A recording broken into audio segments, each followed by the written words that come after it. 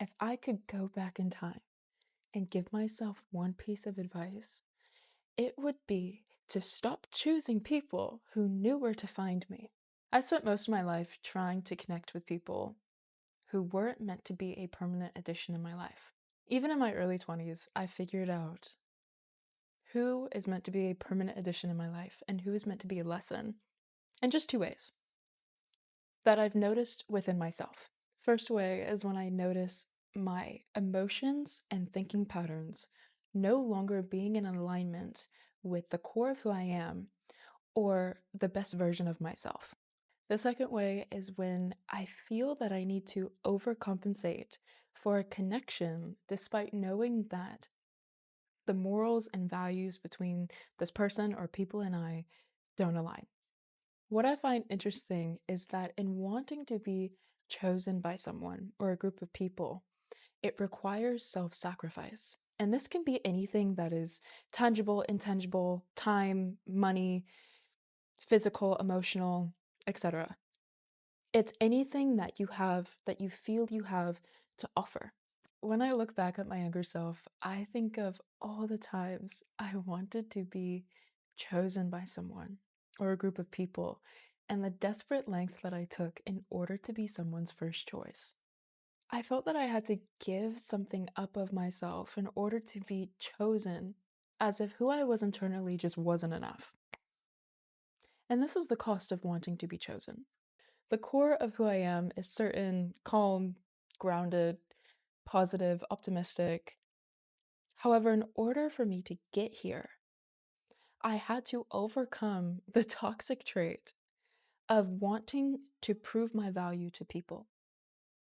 Deep down, it comes from a feeling of neglect. It comes from feeling invaluable. It comes from not recognizing your own value. So, in order to get to this grounded, serene, optimistic, calm, positive state of mind, I had to overcome the need of wanting to prove my own value to someone. I know when someone or something is only meant to be a lesson in my life, when I feel the need to prove myself, when I feel the need to prove my value, and when I feel the need to prove my value, that's when there is an imbalance between my core traits of being calm, certain, positive, grounded.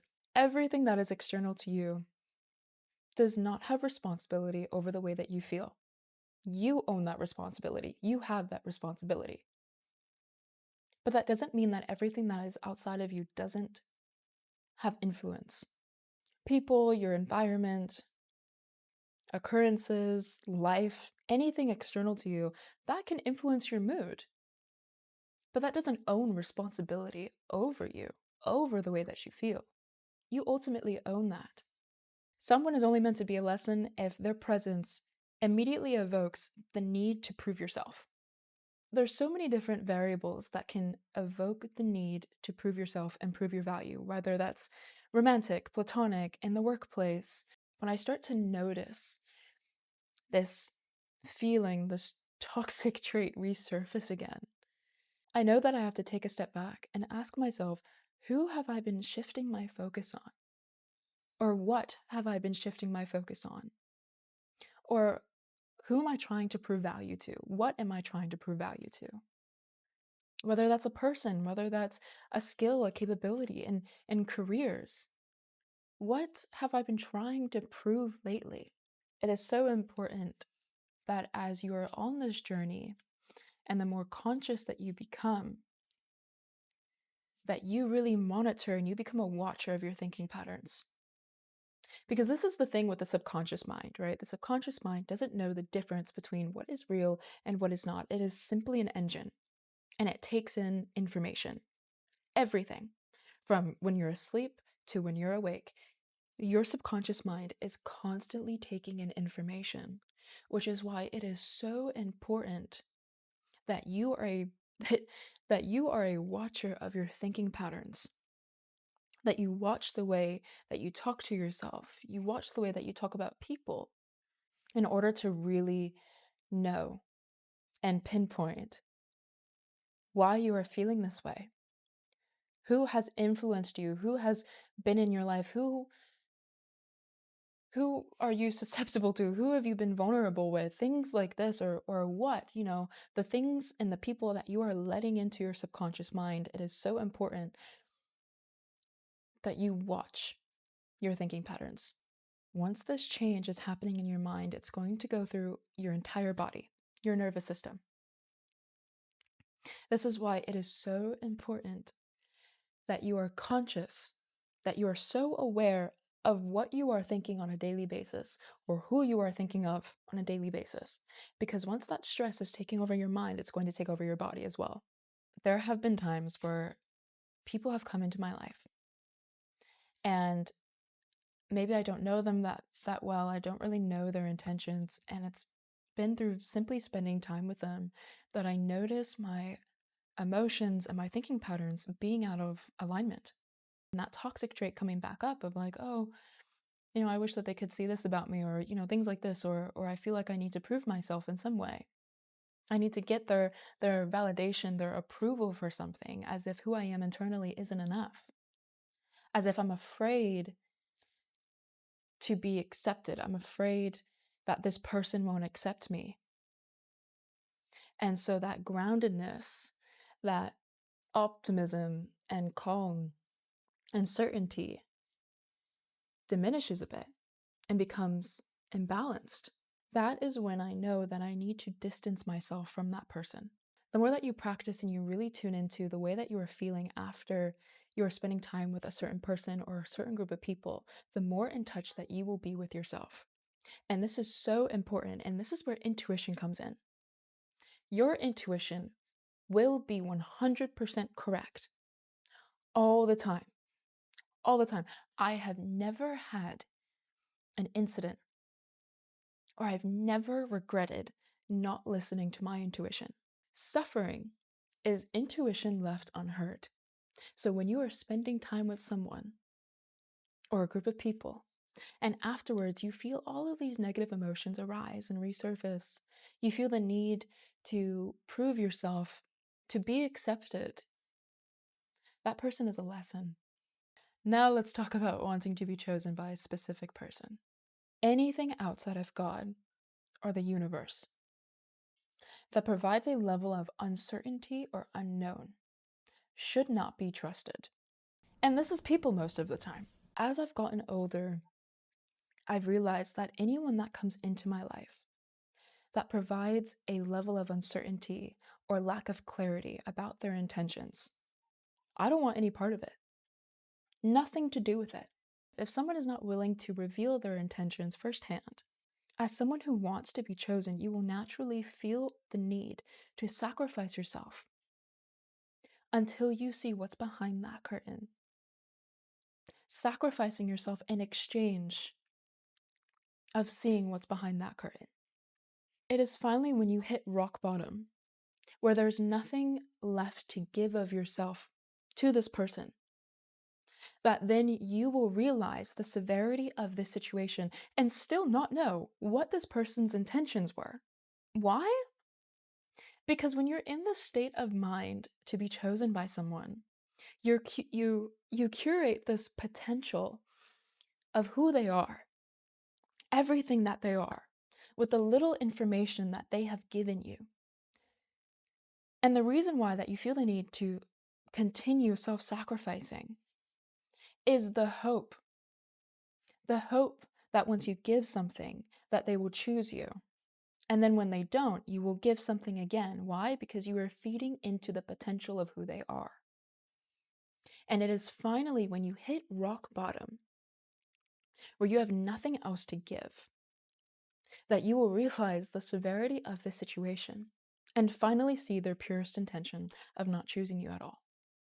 And that's okay, as long as you don't do it again. Being oblivious about a mistake can only be counted after one time.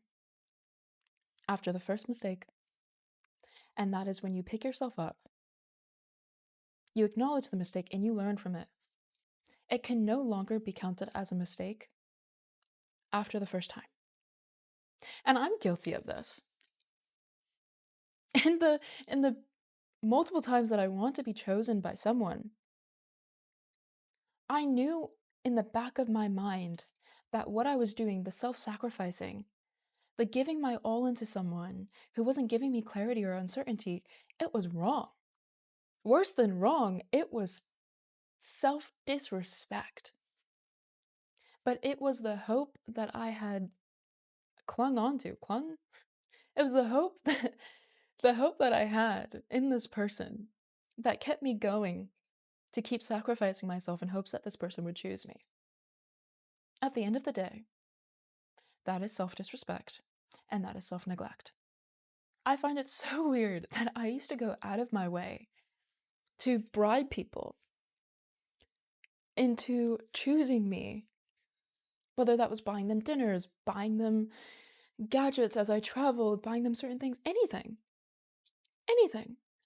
I would just wave a credit card, I would wave cash or, or even acts of service, like anything with the purest intention. Not even pure, with the intention of wanting to be chosen by that person and hoping that this person would keep me in their life. The root of this wanting to be chosen has come from not choosing myself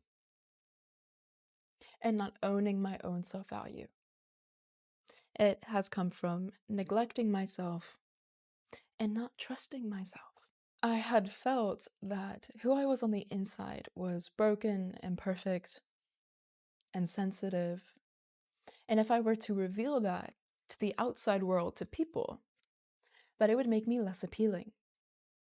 So I felt the need to buy people things, do acts of service in order to distract them from thinking twice about looking at who I was internally. Which is so crazy. I look back at that now and it's crazy. Now to talk about my second point of I know when someone is only meant to be a lesson in my life, when I feel the need to overcompensate for a connection, despite knowing that our morals and values don't align. It took me putting myself in the vulnerable position of being alone, strengthening the foundation in the relationship that I have with myself to the point where I had fallen in love with myself completely and recognized my own self-value to realize that no part of myself is worth sacrificing for the uncertainty of being chosen. When you put yourself in the position, when you are willing to build this relationship with yourself, to acknowledge your self-worth, to fall in love with yourself again, you will realize that no part of yourself is worth sacrificing for the uncertainty of being chosen, because you have already chose yourself. When you put yourself in the position to choose yourself willingly, and it is so uncomfortable at first, when you put yourself in a position to fall in love with something so that you used to view so negative and imperfect about yourself, it is so empowering. Overcoming negative self-thought is one of the hardest things that someone can do. That's what I had to do, and I don't regret it at all. Someone who has the intention of choosing you will see everything that you are and continue to place the intention of having you in their life. For everything that you see as flawed, they will see as perfection. There's a great self-inflicted pain in wanting to be chosen by someone who doesn't choose you or doesn't give the same efforts. You are putting yourself more in a vulnerable position and wanting to be chosen by someone than choosing yourself. Because when you have this want to be chosen by someone, which is rooted in self-neglect and not trusting yourself and not being in love with yourself, it is so much scarier to choose yourself. Why? Because you have to face yourself. You have to face your negative self-thought. You have to face whether your things that you perceive as physical flaws or emotional or mental flaws. And facing all of that is so much scarier than putting yourself in a position to be chosen by someone. And this is not sustainable. What you perceive of yourself is what you're going to attract. So the more that you perceive yourself negatively, the more that you are resisting to choose yourself, the more that people will resist to choose you. The most attractive thing is when you choose yourself and you love yourself completely. After experiencing both sides of these, I will never regret, and I will always be so grateful that I had the will to change my reality by falling in love with myself first, by creating that relationship with myself, by choosing myself. Another reason why someone is only meant to be a lesson in your life is when they can completely disregard you and disregard your efforts, which feeds the wanting to be chosen by this person because you want them to see the value that you have. And this can be counteractive because maybe you already recognize and you know that you have value, but you want this specific person to see it. So you put yourself in a position to prove this value. You cannot justify this by thinking that you want to add value into their life, by thinking that you have value to add to their life, that you want to improve their life. You cannot justify this behavior by thinking this way. Whoever this person is, whoever this person that you want to be chosen by, they are not oblivious to your value. They are ignoring it. And becoming your highest self, the best version of yourself, is confronting these fears and feeling this pain, knowing that you have done these things, knowing that you have thought about these things. But what is so great about facing yourself and facing this reality is that it is only up from here if you are willing to do so, if you have that will and you have that motivation, because you cannot grow in something that is comfortable to you. So when you are comfortable with wanting to be chosen or putting yourself in positions to be chosen by someone, you will not grow. By having these realizations, you are growing. The fact that you are aware of this, you feel that pain, you are growing. Now it's in your power whether you will grow from this or you will feel this lesson again. You will continue to learn this lesson in different fonts until you understand. It's one thing to know your value, or to know this, or to be aware of the situation. It's another thing to understand that because you know your value, that you will never put yourself in a position to prove your worth again. Why? Because you respect yourself. You love yourself way, way too much to neglect yourself by putting yourself in a position to prove your value to someone, to get their approval, to be chosen by this person. It's when you diminish this hope, this potential of this person, hoping that they will choose you, when you completely end that, kill it, that is when you will understand your worth. This is the cost of wanting to be chosen, is that you are sacrificing yourself until you have nothing left, just for the hopes of that person choosing you. No part of you is worth sacrificing for the uncertainty of wanting to be chosen. Part of owning this truth comes with an internal battle of standing up for yourself and saving hope for that person, of realizing their mistake for not choosing you. Here's my hot take. I've only felt this way with people who lack morals and values. When you sacrifice yourself so much, people will take that for granted. Whether they realize it or not, they will just get used to it. Do not ever put yourself in a position to prove your value or sacrifice yourself to someone who does not deserve it. And you cannot do that. That is not sustainable. That is not how you're meant to live your life. Your life, by the way. Your life. You are not meant to live this life that you have.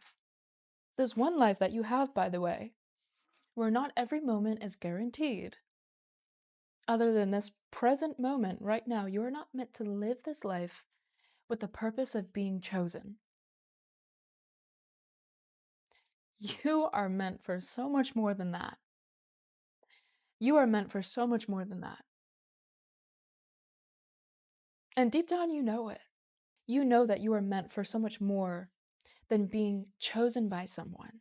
But it is the fear of choosing yourself that is stopping you and limiting you.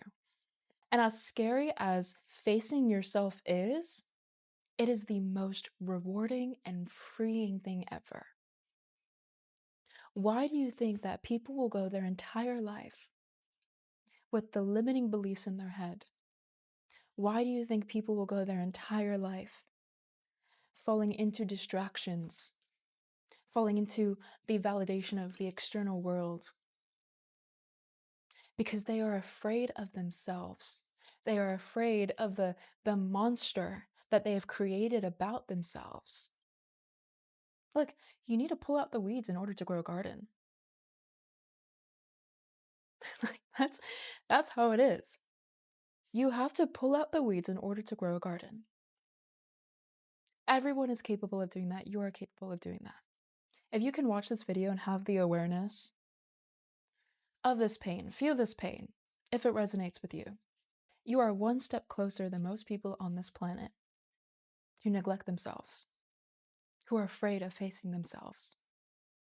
Because when you face yourself, when you overcome yourself to the point that you love yourself so deeply, you can do anything.